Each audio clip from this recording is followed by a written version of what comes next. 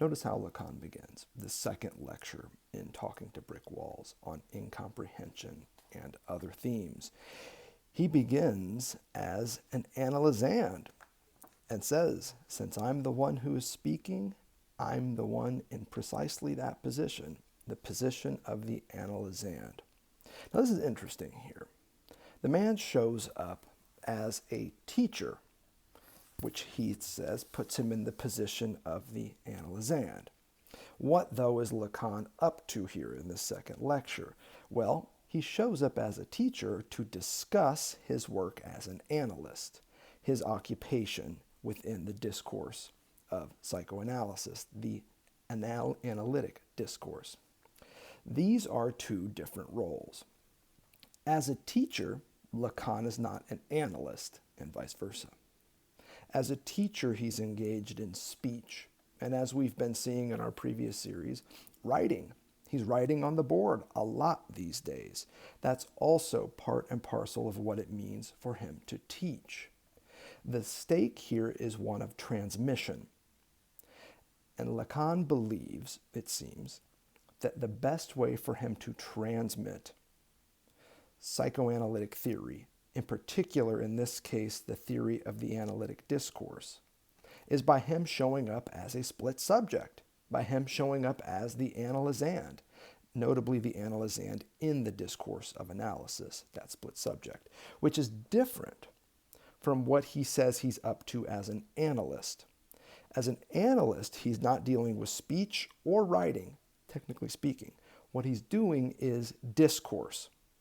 And the subject, literally the subject in this discourse, is incomprehension, which is partly why we see in the subject position, the dominant position in the discourse of the analyst, objet A. This is not where Lacan starts his lecture, but it is precisely where he ends this lecture, and it's where we want to try and wind up as well, on this topic of incomprehension, logical, necessary, and downright structural, in the discourse of the analyst, which is distinct from that of the teacher. Not incomprehension, but transmission is the goal of the teacher. So let's see if we can fit all of this together. Let me be clear. The question here, despite how Lacan's essay starts, isn't whether Lacan, as a teacher, is incomprehensible, as it seems. Instead, it's about whether the discourse about which he is speaking and teaching has been adequately understood. And I think you can see this traced out pretty clearly in the opening pages. We don't really need to get into it because we've got more important topics, but this is a pretty good one. He says he can easily forgive this person who cues up the topic for putting my name, which is explained by the fact that she was standing in front of me, in the place of what would have been more appropriate, namely my discourse. So someone approaches him and wants to know, is failure to comprehend Lacan a symptom? Now, bracket for a moment the question of the symptom. He's saying, well, wait a minute, you're not really talking about me.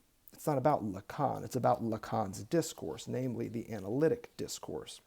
So the question is, he wants to shift it in this essay, in this lecture, in this transcript, in this manuscript, whatever you want to call this translation that we're working with. It's not whether he is incomprehensible when he steps up to the mic, but whether that about which he speaks when he shows up to teach, namely the analytic discourse, has been adequately understood by the folks around him. And you can see this also popping up on page 39. I will stress right away that this speech is designed for teaching. On this occasion, I set teaching apart from discourse. My speech is concerned with things that have to be set apart from discourse.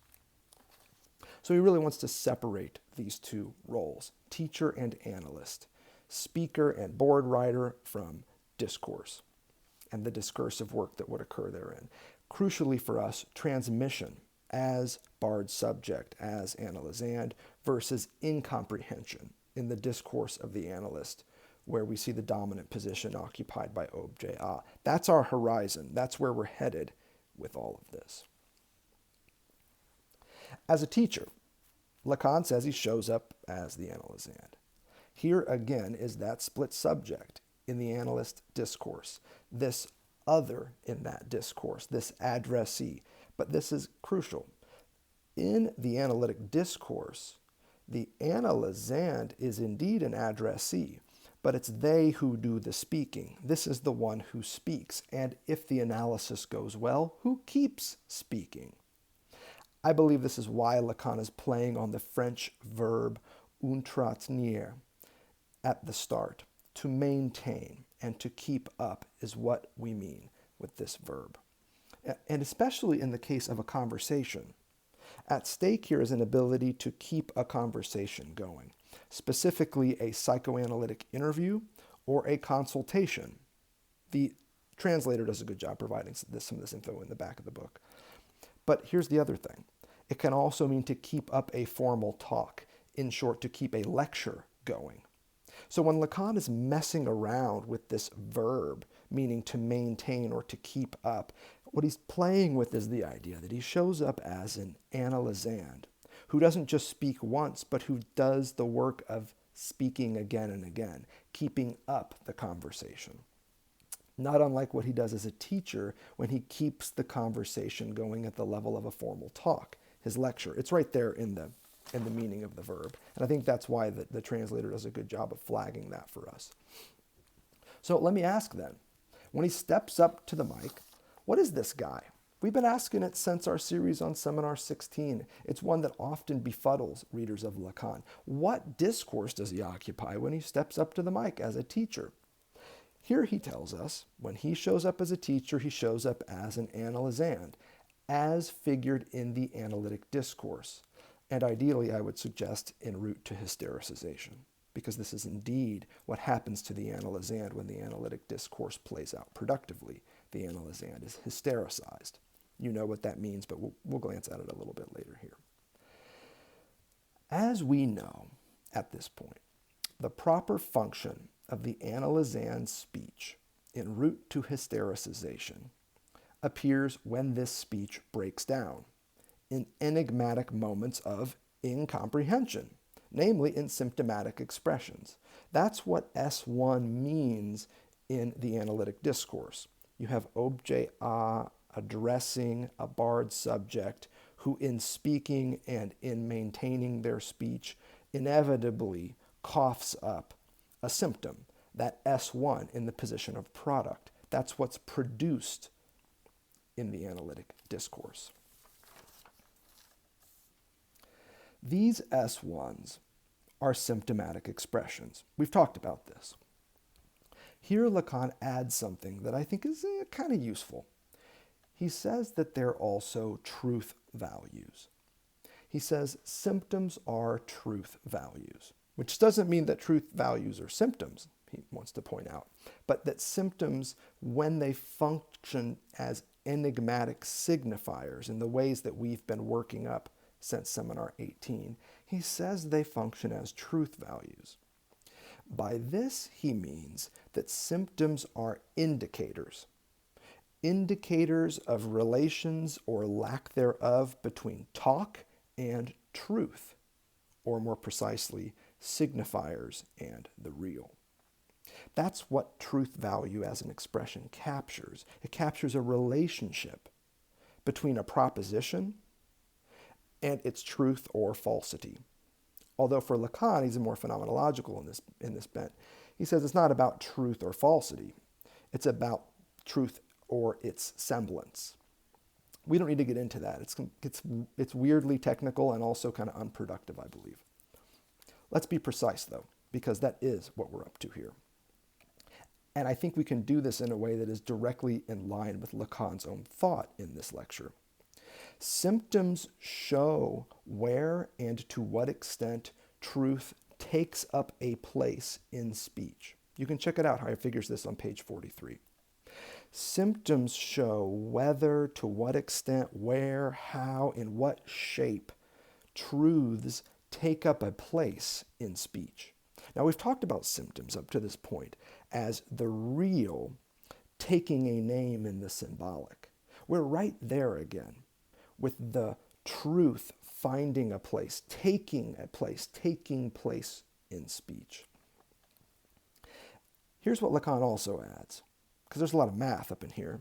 You won't be surprised. He says that when this happens, when symptoms pop up, revealing the extent to which truth has taken up a place in speech, he says these symptoms show up as ciphers, that is, as written forms of truth's value. Remember, the symptom always functions as a kind of pure writing for Lacan. It looks more like an upside-down letter than it does a readily meaningful signifier. This choice of term, though, cipher, I think it's key. Cipher has several origins, but its deepest etymological root, barring Sanskrit, is the Arabic safar, meaning zero, empty, nothing, from safara, meaning to be empty in Arabic. And that's just what truth is relative to knowledge. And the real relative to the symbolic. It's a nothing, a no thing, an empty spot in the field of symbolicity. And it's an empty spot whose significations are destined to be enigmatic, even incomprehensible. Hence the later meaning of cipher in the European tradition as something encoded, encrypted, a secret writing, an encoded message. You get the idea, right? To decipher something is to decode it, is to bring it out of obscurity and into meaning. I think in part, although I don't think there's a lot of evidence of this, Europeans just simply had no fucking idea what to do with the Arabic signifier for nothing, for zero. Zero showed up and blew everybody's mind. And it was, in other words, a great source of incomprehension among medieval Europeans. They were fucking bewildered by this zero when it showed up. But I'll leave it to you all to do the research on that and let me know whether this is spot on or completely off base. For us, I want to be categorical instead, ever with an eye on psychoanalytic thought. Symptoms are ciphers that connect truth to spoken discourse. But symptoms are not truths themselves. Lacan really wants to point this out. They show that there's always a certain gap or distance between truth and its expression, the real and its valuation. Because remember, we're thinking about truth values here. You can look that one up too and gather more insight than what we have time to discuss here. I think, again, that this is perfectly in line with Lacan's thought and directly in line with what we already know about symptoms. Symptoms are commanded by unconscious truths, the truths that befuddle the analysand. And they are only ever half-sayings of these unconscious truths. Truths that only show up in the symptom as a half-saying. Half-sayings that always say, admit, this very thing, and I think this is a key point, which is why I keep coming back to it. The part of truth that can be said always in some way says the very same thing. There's more here than I can say. There's another half of truth that can't be spoken. The part of truth that can be said always says just that. I'm just part. I'm just the part of truth that can be said. There's this other part that I really can't speak. I'm right on the edge, but I can't go any further with that.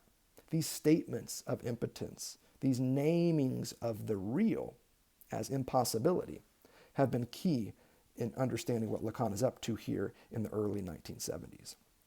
And I think this is precisely, by the way, what Lacan means in this second lecture in Talking to Brick Walls when he talks about truth's love for itself. It's on page 50. What the fuck is he talking about? Truth loves itself? What is this truth that this love that truth has for itself?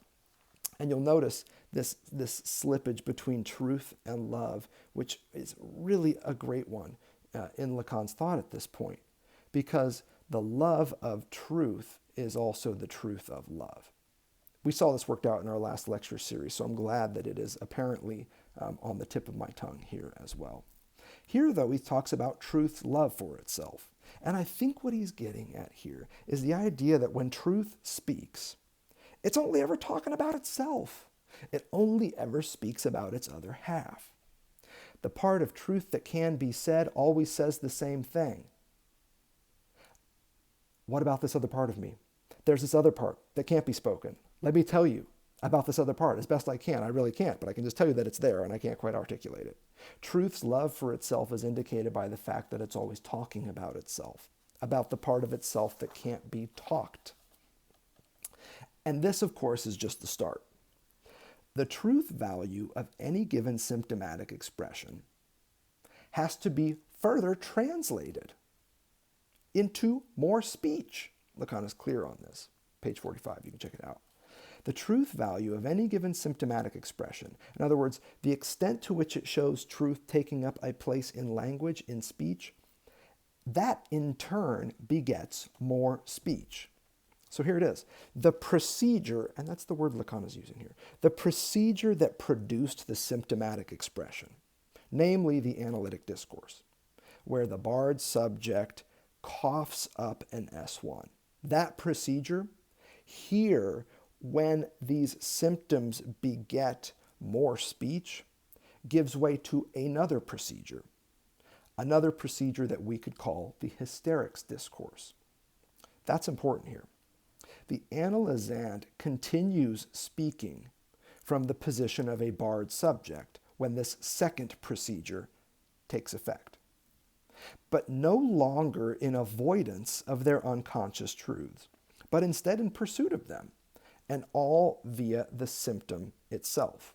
So this shift from the analytic discourse to the hysterics discourse is one where you see the barred subject called out in analytic experience, embracing that positionality.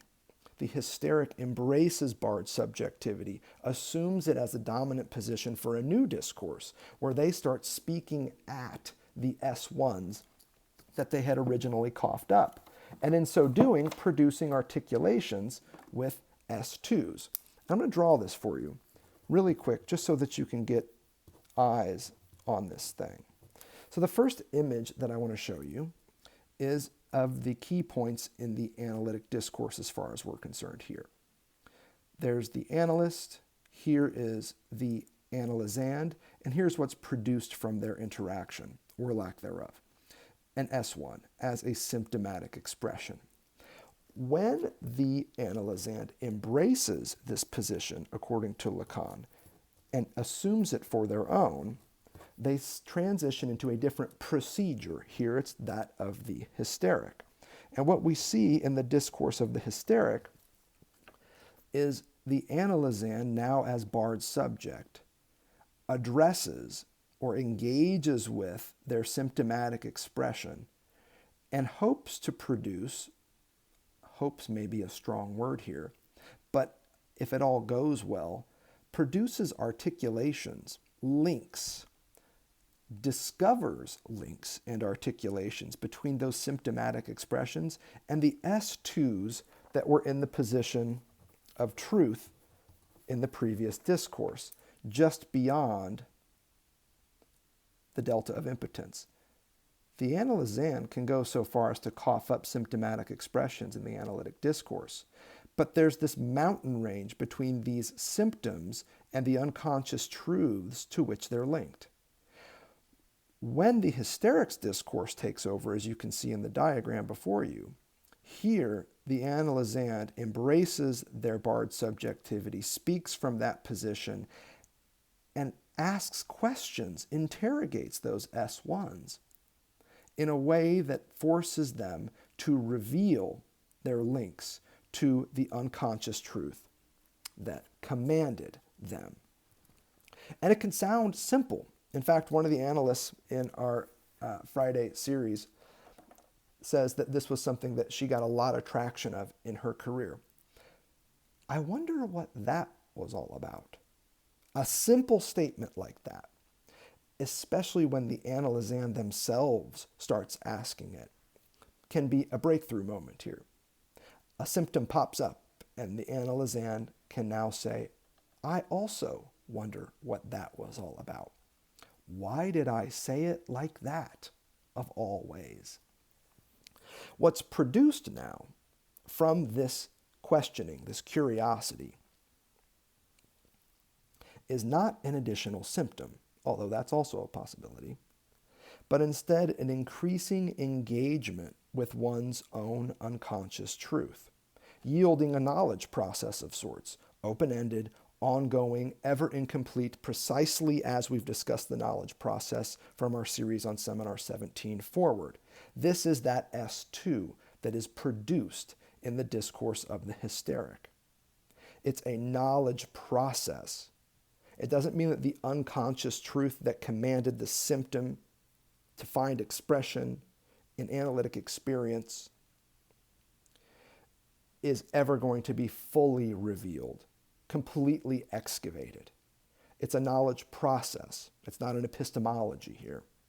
It's a knowledge process that is ongoing, ever incomplete, ever up against its own limitation. That's what this S2 means. It's an inquiry more than a result. And it's all driven, mind you, by the analysand's curiosity about themselves. This is why, one of the reasons why, in the discourse of the hysteric, what you see in the position of truth is objet A. Motivating or pushing the hysteric into this engagement with their symptomatic expressions, an engagement that produces as a result partial, though more than before, access to their unconscious truth. The cause of that positioning of the agent is curiosity about themselves. Now, that's not the only way to read objet A in the discourse of the hysteric, as you know, but it's one that I want to put on our radar, and I want to reduce it to something just simple. This is just curiosity. The truth of the hysteric is one of curiosity about themselves, hence objet A in the position of truth and cause. Now, others like Bruce Fink are going to locate the analyst here. Sometimes the real, but other times the analyst in the hysteric's discourse as its motor force, as its causal truth. But I think this only partially captures what's at stake here. And what's at stake here, if we're going to allow that to be relative to the analyst, would be something highly specific to what we know about the subject position known as the psychoanalyst. The analyst, as we learn in reading Lacan in this period, may begin as the big other, as a capital A, as a subject supposed to know with all of the answers. But that is not where the analyst ends. The analyst would fall from that quasi-divine, omniscient, omnipotent throne all the way down to becoming little a, as reject. And that's what Lacan says in Seminar 17. The dominant position in the position of agent in the discourse of analysis is analyst as reject. Now, I think it's more complicated than that, as you know. In order for the analyst to fall from the subject supposed to know to the reject that has to go, there has to be these other steps. And the other steps, as I've described them, are a shift from the big other, capital A, to a barred big other, a big other who experiences lack, which in turn begets one version of objet A. You might even think of it as little a1. A little a1 where the analysand is now curious about the analyst. What is it that you desire? What do you want from me? What is it that you're all about? And then the delicate art of turning that curiosity away from the analyst and back onto the analysand, here revealing a little a2, you might say. And it might sound something like this. Why am I so fucking curious about what you, dear analyst, desire from me, from others, whatever. Why am I so hung up on your desire? Why am I so keen to figure out what you want from me? Notice how that curiosity has shifted from curiosity directed at the analyst to curiosity directed back at the analysand. This is the objet a in the position of truth in the discourse of the hysteric, this curiosity about oneself that the analysand would allow to cause them, to drive them into these conversations and engagement, these dialectizations of their symptoms relative to their unconscious truths. And let me just finish this one out. It's a riff you've heard from me before, but there is a third little a in the position of the discourse of the analyst. And this is, again, analyst as reject. Once the analysand turns their curiosity onto themselves and starts doing that hystericized work of interrogating their symptoms and establishing and revealing links with their unconscious truths, the analyst is now poised to be rejected. I no longer need you anymore. I don't give a fuck what your desires are. I don't give a shit whether you're whole or partial. You are now in a position to be rejected by the analysand. And I think those little A's falling from the big A to the barred A really capture a lot of what's happening here. But it's not just any of these little A's that gets shoved into the position of truth in the discourse of the hysteric. That's what this little side note is designed to illustrate.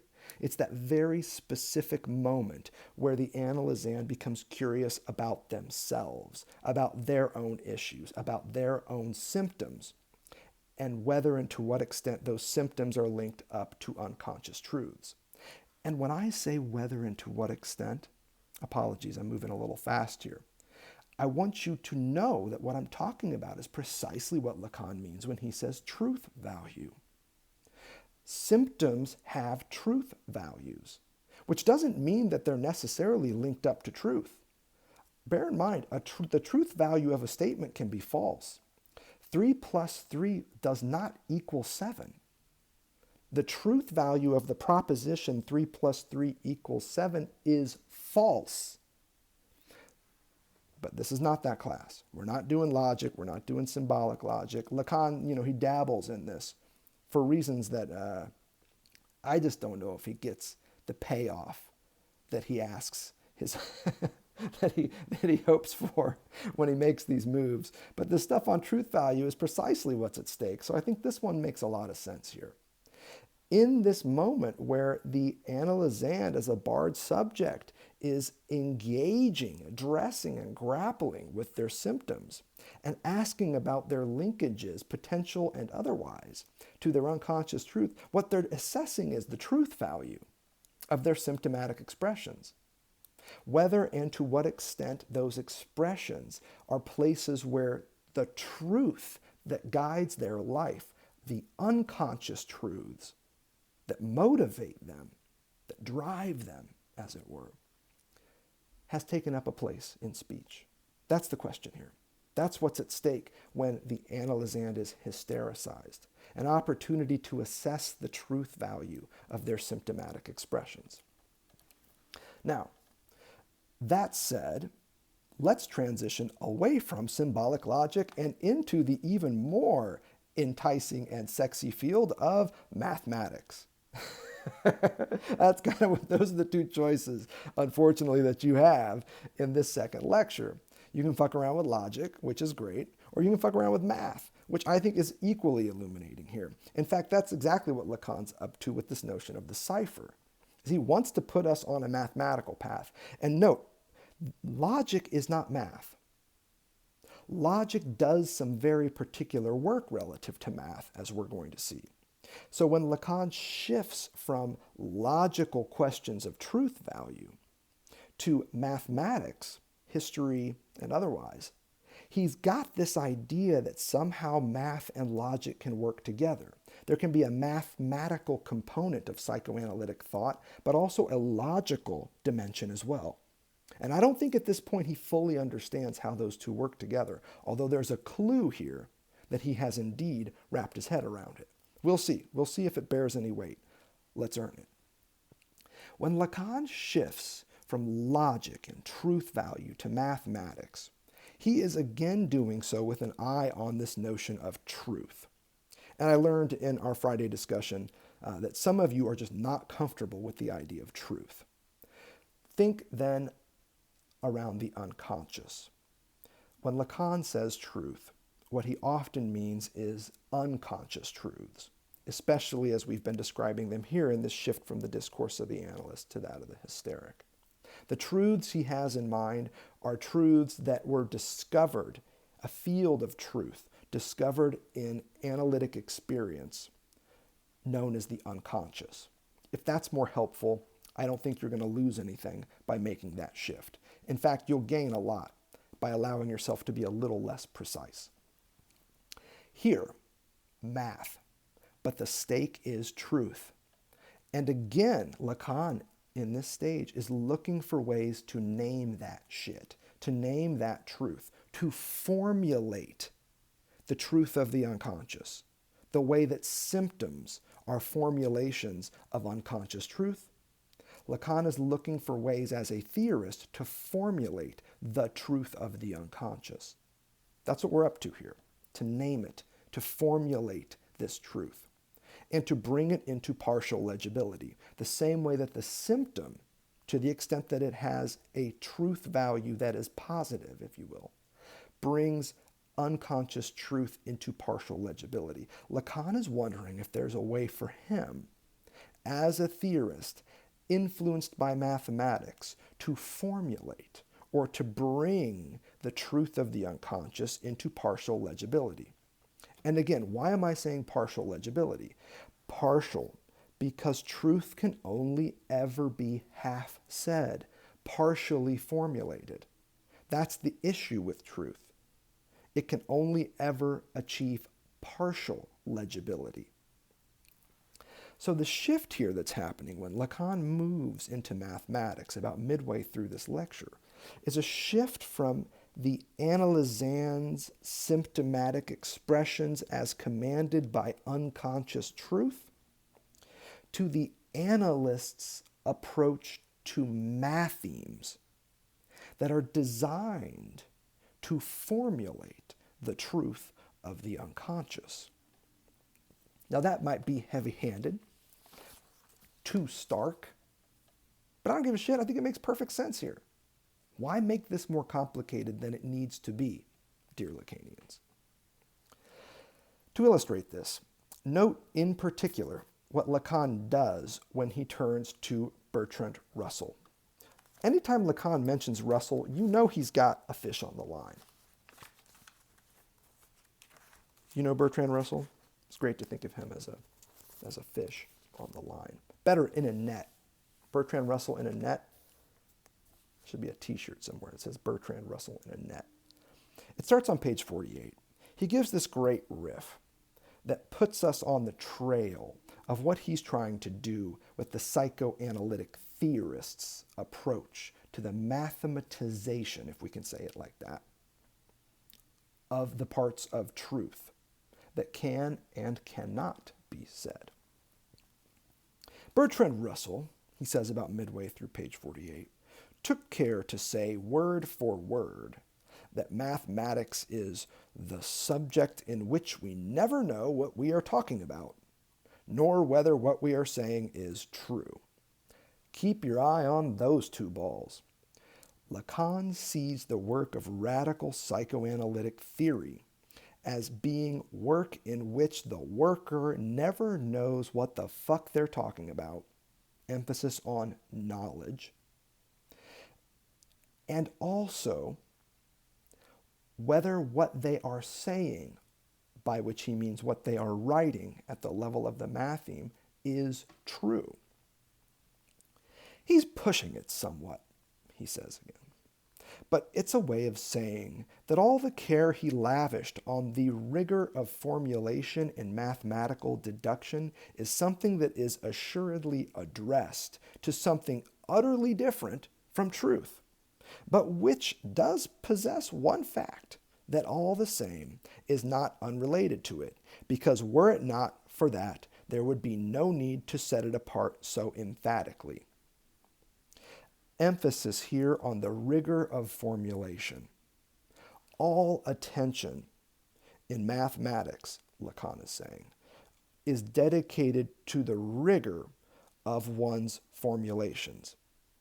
Not whether you know what's going on. Knowledge is a trap, so fuck it. And not whether what you're saying truly comports with truth. You're just building the machine. And if you've got ears to hear, this is one of the things that has people freaked out today in the year 2023 around artificial intelligence and the generation of large language models by people who say they're just building whatever they can. In fact, you can talk to Sam Altman about what the fuck is up at OpenAI, and he'll tell you they just go from thing to thing, problem to problem. It's just about building the system, regardless of what the fuck is going on. Maybe this is the reason he recently got canned and then came back, but emphasis on the part about getting canned. Whether and to what extent we learn that at a later date, at this point in early December, we don't know.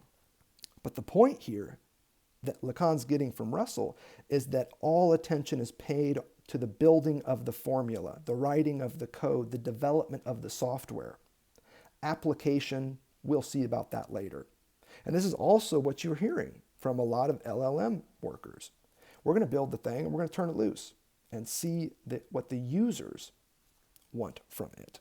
It's all at the level of the formulation. I cue this up to let you know that this, to my mind, is a very questionable approach to the ethics of scientific inquiry, to the ethics of technological development, to focus strictly on the formulation, regardless of whether and to what extent it impacts beyond the realm of the formula, I think is a little bit precarious. There is a point here, though, that Lacan is trying to make, and here it is.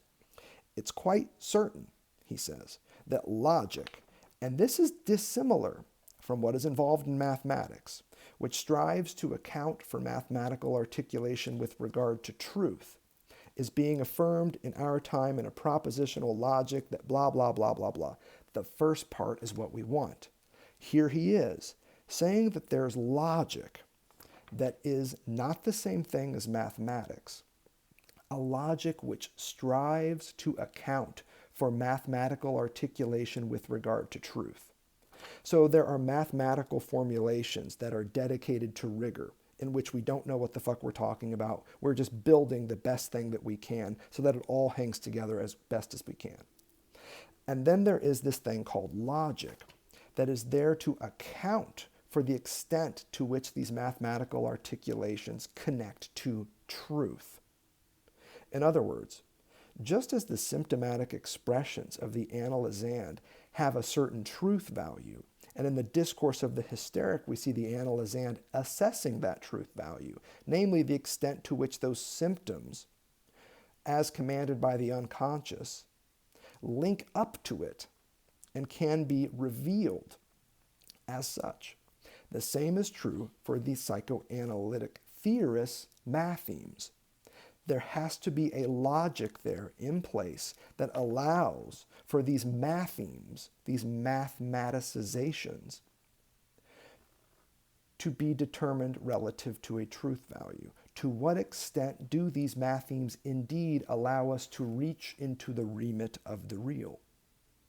To recall Lacan's first lecture in Talking to Brick Walls. So he's on point here.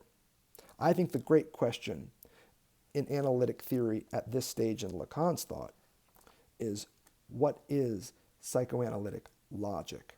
We know it as a radical science.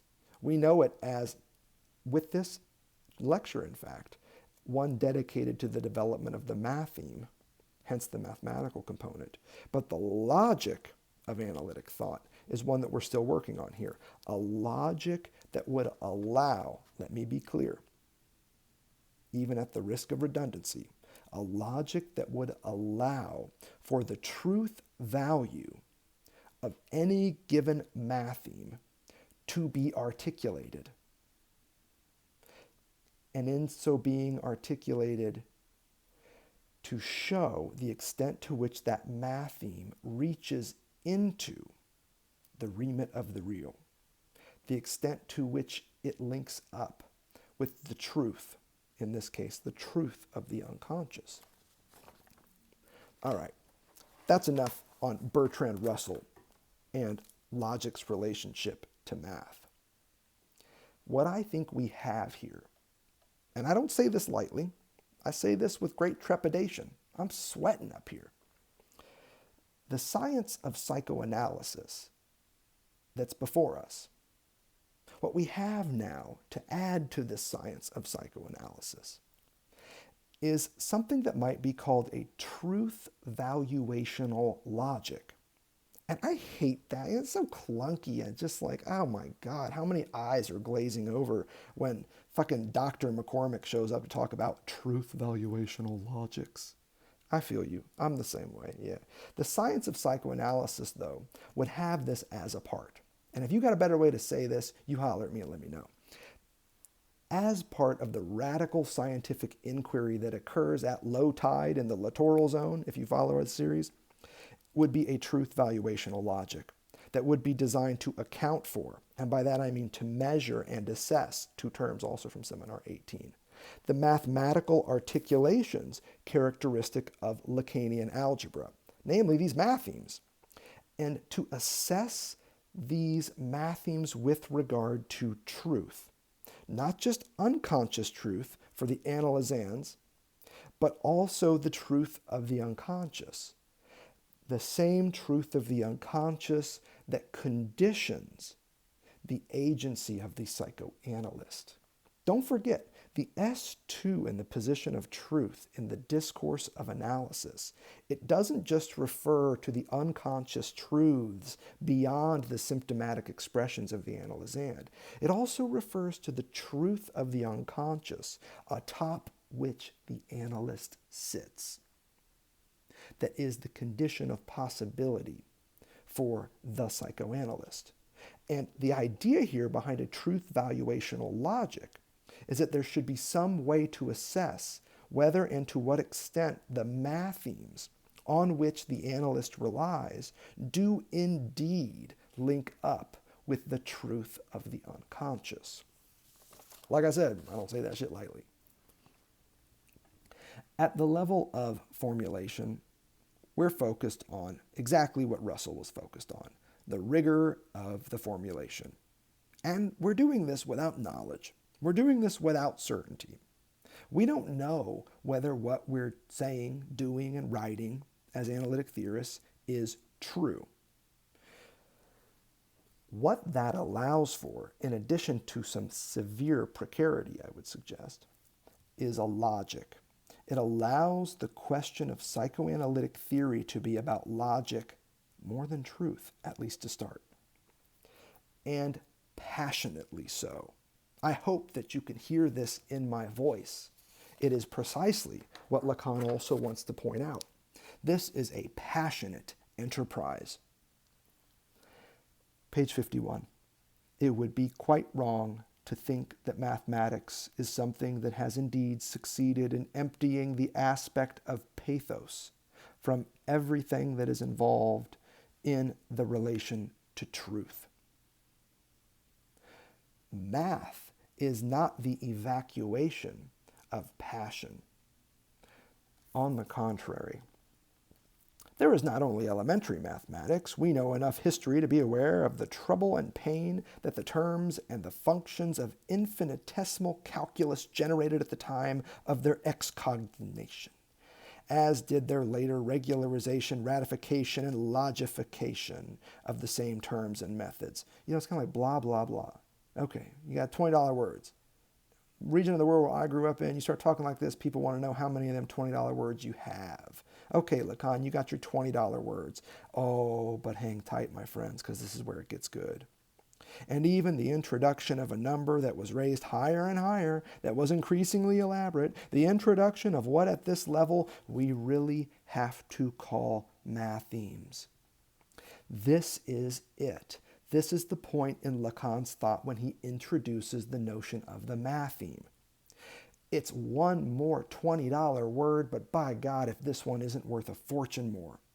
The matheme is crucial here. This is where he introduces it.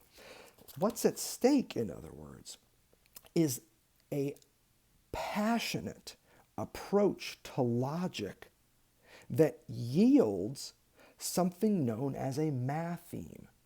This is what we mean in Lacanian psychoanalytic theory by formulation, by diagram, by graph. What Lacan arrives at now is this thing called the matheme. And again, it's in the field of mathematics that he's thinking here. But the stakes are much more ancient. Matheme is a letter-by-letter transliteration, litter galore, my friends, from Greek. The matheme in antiquity, it meant that which is learnt. And again, the translators' endnotes are really helpful in this regard. They could go further, and you can go further with it, but it captures the sense of what he's up to here. The matheme is what we learn when we attend to Lacan's teaching. Boom, that is what's up in these pages. Page 51 is Lacan telling you, if you're going to attend to my teaching, if you're going to follow this figure Lacan and learn all about all the shit he has to say, get ready to learn. And what you're going to learn is the matheme. The matheme is that which is learnt in psychoanalytic theory.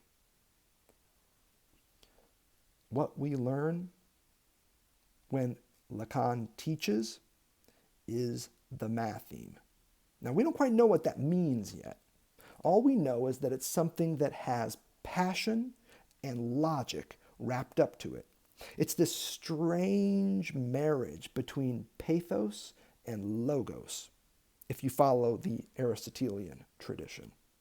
It's where passion and logic meet up and result in this thing. We know not what, but it's exactly what we're going to learn. Later, in the following year, 1972, Lacan specifies, at long last, what he's up to here with these mathemes.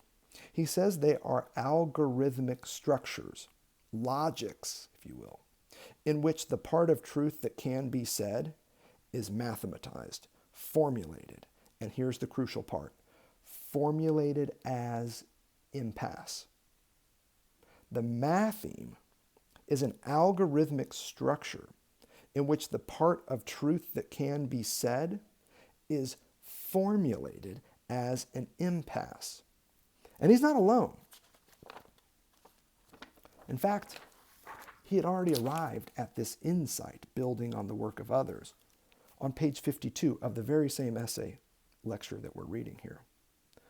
While it's easy, based on infinitesimal calculus, or, to put it better, based on its perfect reduction to ascertain and classify what was involved both in the procedures and demonstration in Greek mathematics, and in the impasses that were laid out in advance as perfectly ascertainable after the event, we can see that it is absolutely untrue to speak of a matheme as something that would be detached from the requirement of veracity. So mathemes indeed have to be held to the fire of truth. The logic that they embody is not just passionate logic, but it's also truth valuational logic, you've heard me say. There is a requirement that these mathemes be held to the fires of veracity, but as expressions, as statements of truth, whether and to what extent they state that truth is the question, they are always statements of impasse. Innumerable debates in spoken word have punctuated the emergence of new mathemes at each moment of history. So here again, we are at that point where Lacan is saying that what happens when pure writing at the level of the analytic theorist mathemes shows up, it does not kill the conversation. In fact, it gets the conversation going. This is how the conversation is kept going, if you recall where this lecture began. This is how we keep the conversation going, by trafficking in mathematical formulations of certain impasses of intelligibility, we might even say. The stuff on pathos just continues here on page 52. To the list, he adds Leibniz, Newton, Barrow, Cantor, whose pathos went a little bit too far and into the reaches of madness, Lacan tells us on page 52. It's great stuff. The stuff on 53, though, is what really has me thinking. It's that first paragraph, and I'll read it for you if you don't have the text in front of you. Certainly, everything has been laid out to make us ask ourselves about the function of matheme. Remember, an algorithmic formulation of impasse. That's what we mean by matheme here. Notice the very next riff. Mathematical incomprehension must therefore be something different from a requirement that would arise in some way from a formal emptiness. Judging by what has occurred in the history of mathematics, it's not certain that this incomprehension is not generated by some relation between the matheme, even the most elementary matheme, and the dimension of truth. If a matheme has a high truth value, in other words, if its valuational logic relative to truth shows that it allows the researcher to reach into the remits of the real and all these other things that we've been discussing, what we will see is also an increase in incomprehensibility, mathematical incomprehension. A matheme that reaches into the remit of the real is a matheme that puzzles us, that results in mathematical incomprehension. That's the suggestion here, the wager, if you will. Let's venture a bit of clarity in the face of mathemes that only result in incomprehension when they do their job well. Mathemes, if we were to define these things, serve two functions. The matheme first marks an impasse, and second, it spurs debate. In Lacan's thought, a matheme is a mathematical formulation of the truth, and you can add of the unconscious if you're just not comfortable with the truth bit, that marks an impasse, and I say marks, I mean writes an impasse. It does so in writing, pure writing, and that in so doing spurs debate that typically occurs in speech, debate that would characterize the work that Lacan's doing in the classroom. So a matheme is something that marks an impasse, and in marking that impasse spurs conversation, keeps a conversation going. And all of this he's adding here is captured in this notion of mathematical incomprehension. Mathematical incomprehension is what happens when impasses are marked and debates ensue. And note exactly where he locates this incomprehension. It's right between two other forms of incomprehension. There is failure to comprehend Lacan's work as a teacher. You misunderstand his speech, but you also misunderstand the enigmatic writing that he does on the blackboard. But then there's also this other incomprehension, failure to comprehend what Lacan does as an analyst, not at the level of speech and writing, but instead at the level of discourse, specifically the analytic discourse. Mathematical incomprehension is somewhere in between failure to comprehend Lacan's work as a teacher and failure to comprehend his work as an analyst. Somewhere in between speech and writing, and one discourse in particular, the analytic discourse. The former, speech, writing, Lacan's teaching, it's about him. But the latter, and this is what truly matters here, this discourse, the analytic discourse, it's what matters because this is not about Lacan. The analytic discourse is about psychoanalysis. Fuck Lacan. We're talking about psychoanalysis here. That's effectively what he says at the start of this thing. Don't talk to me about whether my teaching is incomprehensible. We're not talking about me. If there's a me in here, we're talking about my discourse, the discourse that I inhabit when I do the work of analysis. The discourse in question here is the analytic discourse. And it's about psychoanalysis, not Lacan. Psychoanalysis in theory and technique alike. And all, mind me, in relation to truth. All in relation to truth. Let me be even more precise.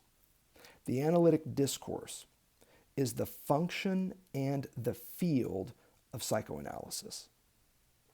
It's what the analyst practices and conceptualizes. And it's by way of this discourse, in theory and technique alike, I can't emphasize that enough, that psychoanalysis approaches the real. And this, above all else, is the test of and the testament to its truth. I'm not making this shit up. Page 54. The very thing we were just reading gives way to a discussion of the torpedo ray. You've read Plato, haven't you? You've read enough Lacan to know that you should read Plato. You should read Plato's account of Socrates. You should get back into these texts. Lacan never tires of giving his folks reading assignments. But anyway, the torpedo ray, you don't need to trip about it too much. It's toward the bottom of page 54. The fields at issue are constituted by the real, which is just as real as the torpedo ray and the innocent finger that just touched it. Just because we make our approach to the matheme along the paths of the symbolic, this doesn't mean that it's not a matter of the real. Now that's a really important passage here. Yes, our mathemes are made out of materials from the symbolic. Ciphers, which can mean letters and numbers, by the way. We mobilize, deconstruct the symbolic to build the mathemes that take us right to the edge of the whole in the symbolic, beyond which we only see the remit of the real. So yes, we're on our way to the real, but we are arriving there by way of the symbolic, when words break down into enigmatic letters. It's those letters that then give way to mathemes. Mathemes at the low tide mark, if you follow our work, that would allow us to step out into the sea. Just because we make our approach to the matheme along the paths of the symbolic, that doesn't mean that it's not a matter of the real. And then Lacan hits us with it at the bottom of 54, speaking of torpedo rays and innocent fingers. The truth in question in psychoanalysis is what, by means of language, I mean through the function of speech, approaches something that is real. That is the question of psychoanalysis. How far toward the real can it go? And this is the truth that is at stake in the truth valuational logics that we are now injecting into psychoanalytic theory. The question is, how far can you take the symbolic toward something that is real? Here, at last, at long last, we arrive at the other side of that littoral zone that I've been flirting with this entire talk. The littoral zone between truth and knowledge that we've discussed so often. On the one side, at high tide, you've got the analysand's symptomatic expressions, commanded by unconscious truths. Here we see the real taking a name. We see the real bursting into the symbolic, the same way that waves come crashing up onto land. We don't need to go over this again. It's in our materials on Seminar 18 from Chapter 7. What we now have is the analyst's mathematical formulations as well, not at high tide, but at low tide, where the symbolic reaches out furthest into the sea. That's what the low water mark in any littoral zone means, as you now know. The analyst's mathematical formulations, mathemes, we can now call them. These are all occurring atop truth of the unconscious. So you got the analysand's symptomatic expressions at high tide commanded by their own impersonal unconscious truths. And now you've got the analyst's mathematical formulations, these mathemes that are structured atop the truth of the unconscious, the analyst's knowledge of the truth of the unconscious. And this is something different.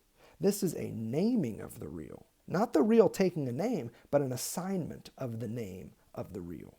This is the symbolic stretched out to its furthest limit, to the very edge of a whole in its system.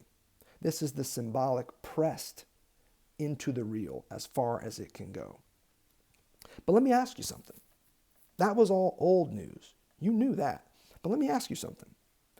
Who is the teacher here? The analyst turned theorist, or the analysand turned hysteric? It's the analysand, which is why, again, when Lacan shows up as a teacher, he's never going to say, I'm showing up as an analyst. He's going to say, I'm showing up as the analysand, which is precisely what he says at the start of this lecture. Who's the teacher in all of this? It's the analysand, of course. It's their symptomatic expressions that the analyst receives instruction from. The analysand's symptoms instruct the analyst and inform the latter's mathemes. It's the analysand's ciphers, if you want to be a little more playful with this, that guide the analyst's ciphering. The process by which this works is induction.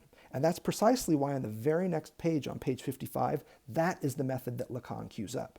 With Bertrand Russell, the emphasis was on deduction, the movement from general principles and generalizations to known instances and individual facts. That's what we know about deduction. This is not how psychoanalytic theory is built. Psychoanalytic theory is built by a process of induction, not deduction. Critique, not cognition. And on this point, Lacan is explicit. Page 55. This approach, on no account, the inroad of cognizance, but rather, I would say, the inroad of something like induction.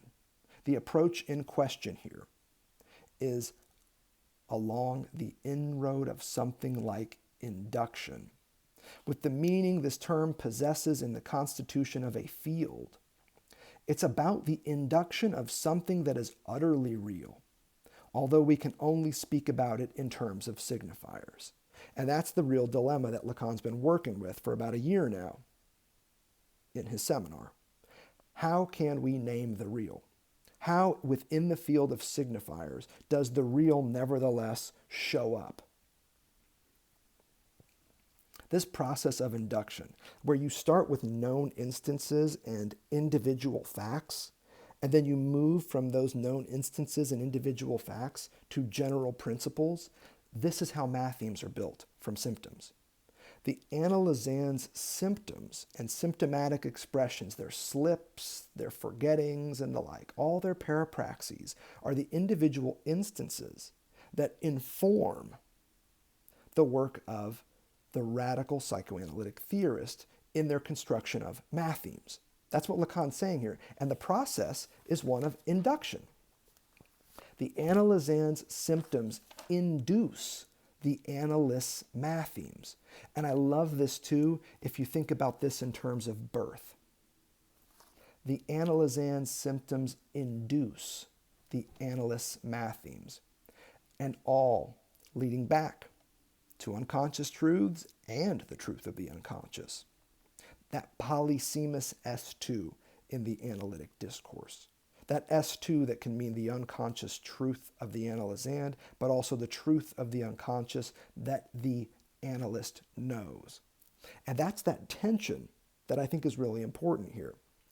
Unconscious truths of which the analysand is ignorant. That's what S2 means in the discourse of analysis. However, S2 also means truth of the unconscious that the analyst knows.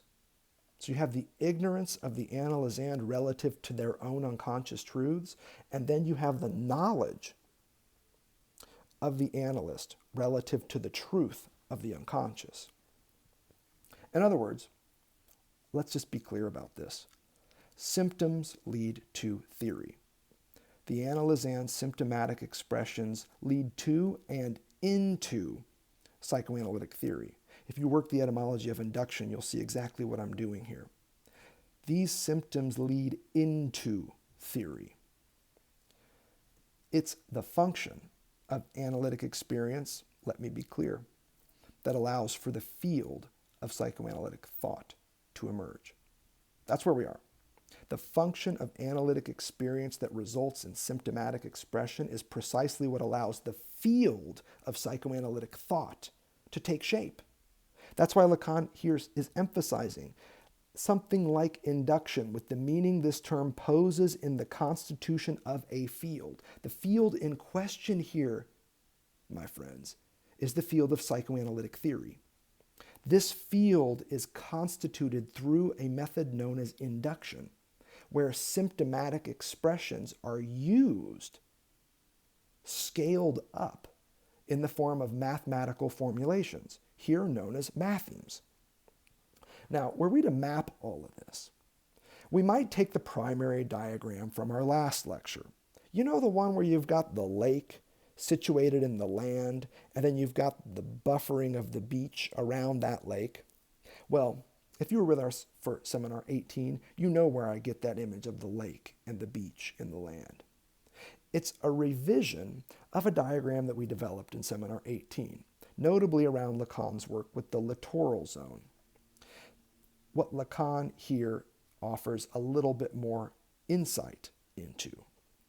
What you could do if you wanted to draw this thing is you could write the analytic discourse as we know it, little a, addressing a barred subject, producing an S1, all atop an S2.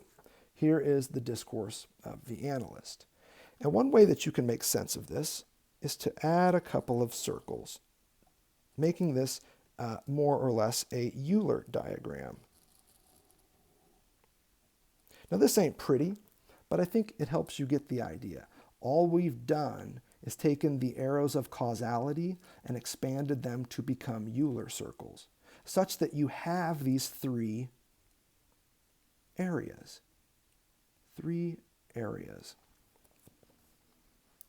On the right, you have land. On the left, you have sea, and in between, you have the littoral zone. Now, we don't need to go into too much trouble with this, because you've seen it before.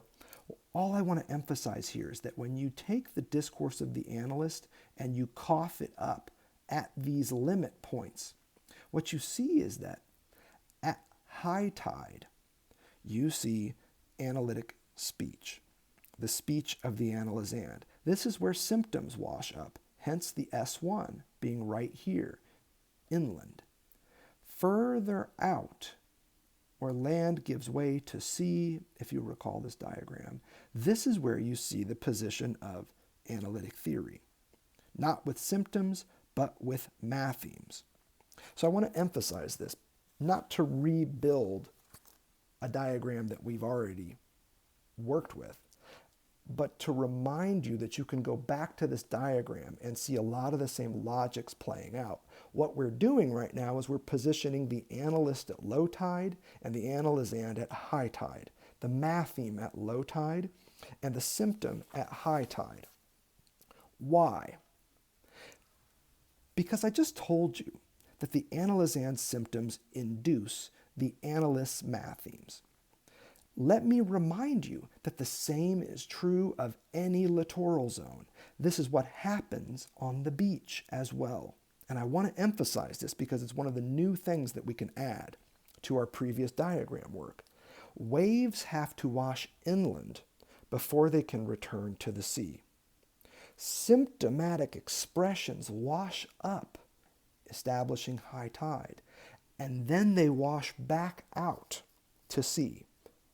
And at low tide, standing ankle knee-deep in the water, the psychoanalyst is there. The analytic theorist is there to scoop them up and to build mathemes out of that litter, out of that debris. Symptoms wash up like waves, and they have to do that before they can return to the sea, being snagged by the analyst on the way. what these waves carry with them when they wash up inland in the form of the analysand's speech is litter, debris. But notice this. Where does most of the litter that washes up on your beach come from? Some of it comes from the sea.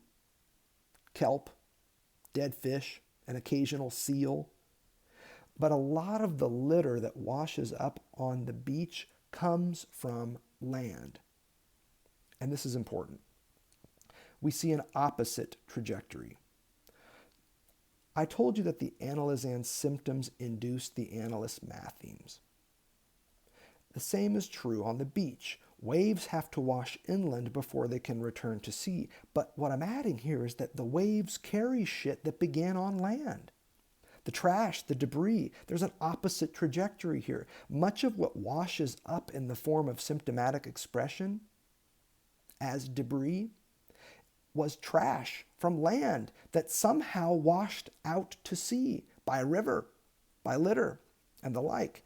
It's the refuse of life on land, civilization, that washes up at high tide. Hear me now.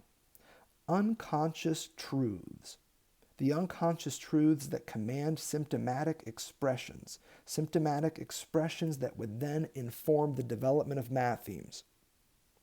These unconscious truths are effects of life on land. They are effects of social life.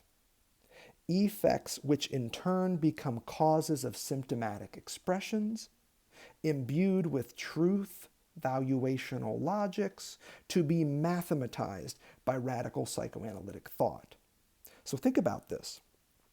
The unconscious is formed from the bits and pieces of social life.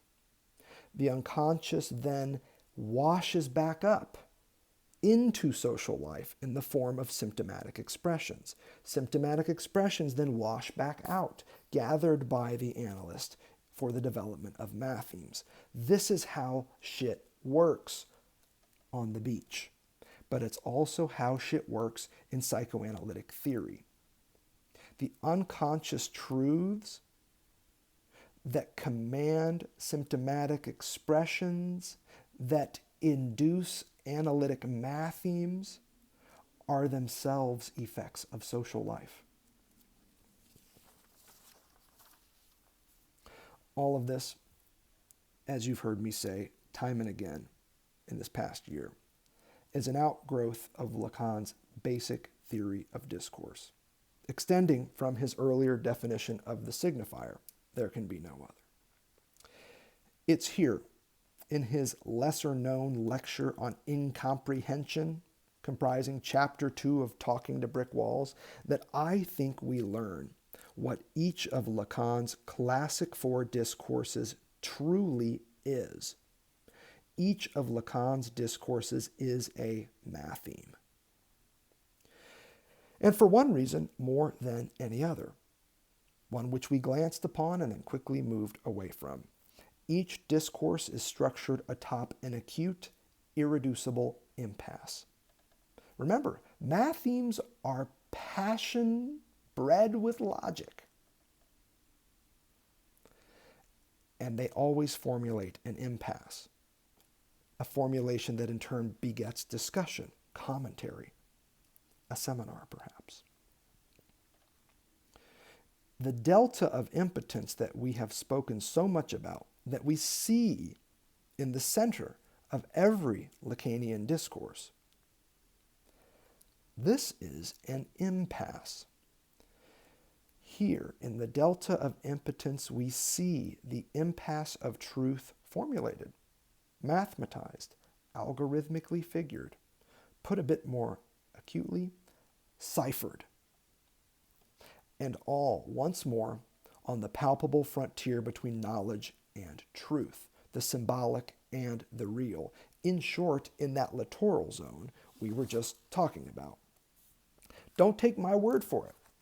Notice how Lacan arrives at this point on page 60. Check it out. These four discourses constitute in a palpable way something of the real. We live within this borderline relationship between the symbolic and the real. Make no mistake. The four discourses, you know them all too well at this point. This emphasis on a palpable borderland is that palpable frontier that we spoke about in our last lecture between the symbolic and the real. Knowledge and truth. Surplus enjoyment and sexual enjoyment.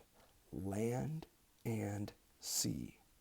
The palpable borderline here is occupied primarily by the delta of impotence, which we see in each and every one of Lacan's discourses. Which brings us to the remarkable, nosebleed final 10 pages of this lecture. Here, in 1971, Lacan wants to come at this impasse from yet another angle. I'm sorry to say. It's the angle of objet A. I'm also sorry to say. Little a also marks a certain kind of impasse. Think just how we define it in this series. Objet A, despite all of its meanings, it amounts to the minimum irreducible gap or distance between any two entities or events that allows them to remain, or at least to appear, distinct.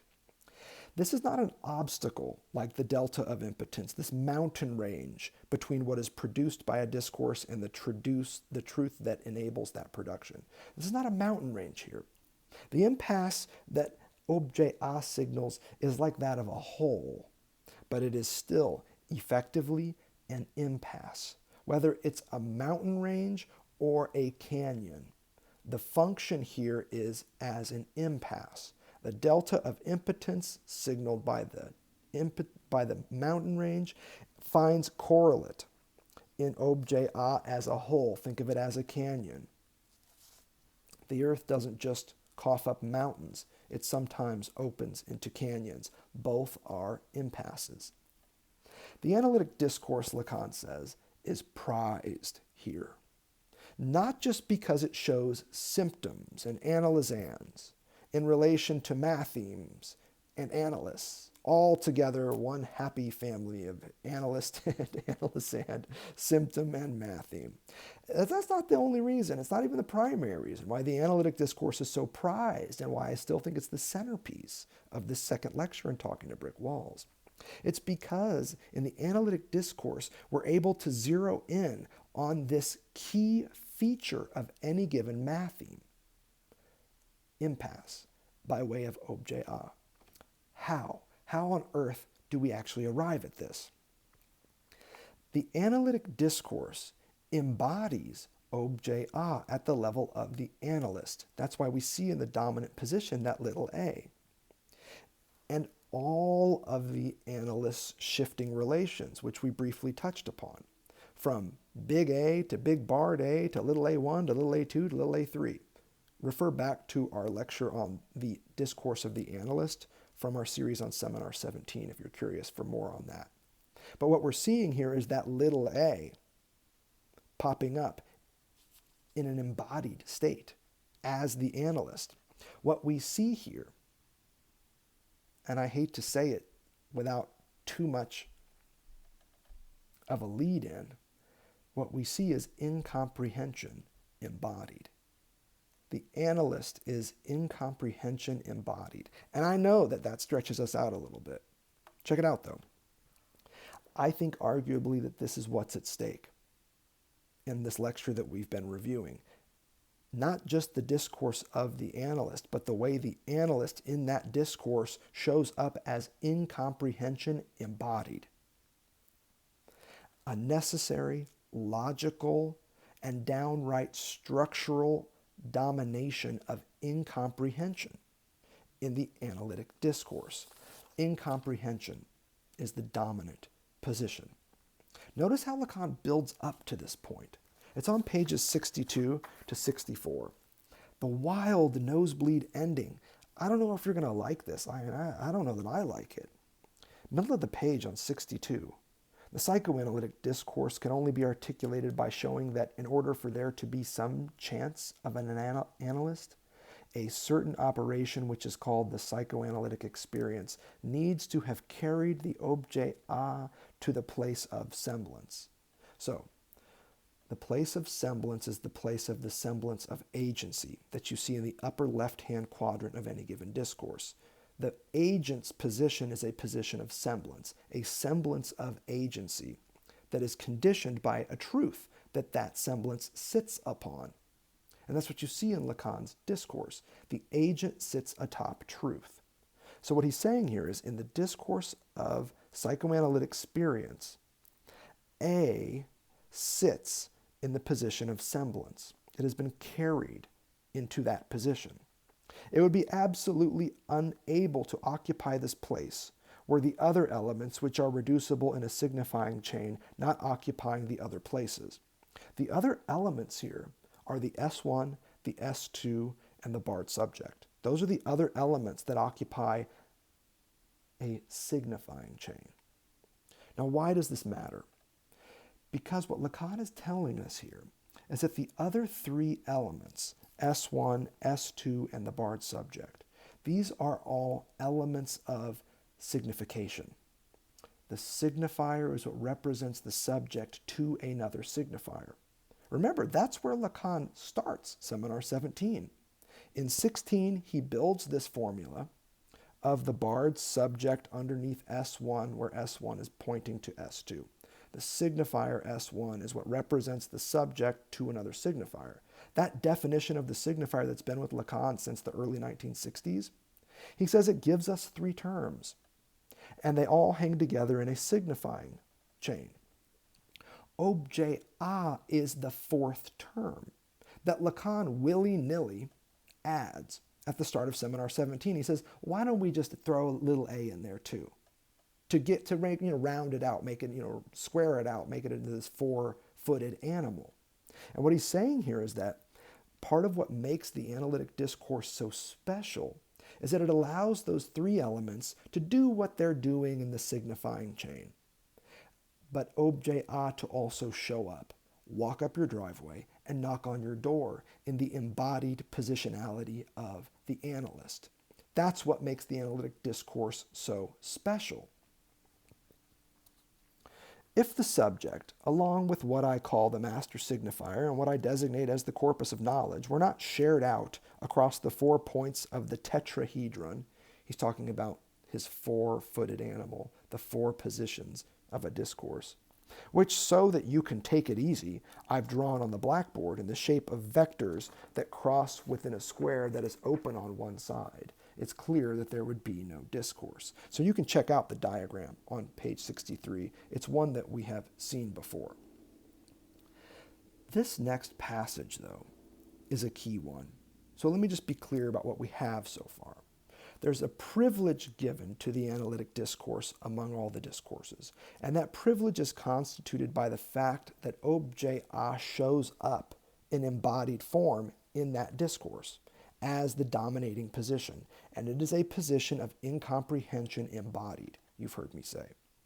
And what Lacan is here saying is that that does work that the other discourses can't do, at least as well. Notice where he goes with this. I say that what defines discourse and contrasts it with speech is that it is determined for the speaking approach by the real. This is what a matheme is, he says. The real I'm speaking about is absolutely inapproachable except along a mathematical approach. You want to reach to the remit of the real? It's time to learn set theory. To ascertain this, there is no other path but this discourse, the last of the four to come on the scene, the one I define as the analytic discourse. The analytic discourse is prized among all the others for this reason. It allows us to approach in a mathematical way the real, in a way that it would be inordinate to call consistent, because on the contrary, it harbors a wide open gap. and specifically the gap that is expressed by the thematic of castration. The analytic discourse enables us to see where the real that this discourse hinges on is assured. So the centerpiece, thematically speaking, in the analytic discourse is castration. Castration as a process that starts with phi, minus phi, but then yields objet A. Now do you see what he's up to here? It's a slippery little move. I can't imagine being present for this being spoken. You got to kind of follow this shit around. But that's what he's up to here. Listen, all four of Lacan's classic discourses include objet A. So here, again, let's ask the question, why the fuck is the analytic discourse so special in this regard? Again, because it's the only discourse where this truth about each of us, the fact that we are each embodiments of objet A, lacks and nothing more, as Lacan often would put this. It shows up in person, sitting across the room from you, in the position of the analyst. You want to see objet A? Start an analysis. A good analyst shows up as an embodiment of objet A. In the analyst, we see what's at stake in Seminar 18 when Lacan adds that little a to la chose, the thing. He also does it here at the end of this second lecture, which is why I cue this up.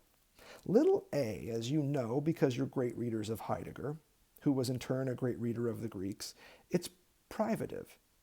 It's a subtraction, like in or un. A in the Greek was a privative prefix. When you slap an a on the front of a word, it means un or in. So the Greek aletheia, that Heidegger makes so much of, as truth. It means unconcealment. Lethian is to conceal in Greek. When you add that little a on the front of it, it means to unconceal. Not to close, but to disclose. And so what he's doing here is he's adding a privative prefix to the French word for thing, la chose. And what he wants to do is say that little a does something there. And it tells us, it gives us a clue as to what the analyst is when they show up. La chose with an a in there is an unthing. It's a dethingification. Of what then? What does it dethingify? Being. And I hate to say that, but I just dropped Heidegger, so you know I got to cough up some being. But I'm not just bringing it out of nowhere. It's precisely where Lacan ends this second lecture. Again, notice how Lacan arrives at this. It's toward the bottom of 64, top of page 65.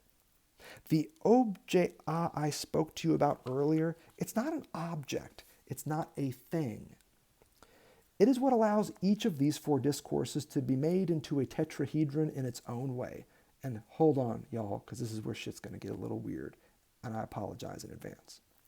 Strangely enough, what the analysts can't see is that the objet A is not a point that is localized somewhere in the four others, or the four that they form together. It is the construction, it is the tetrahedral matheme of these discourses. That is such a wild statement. Read that one again on your own.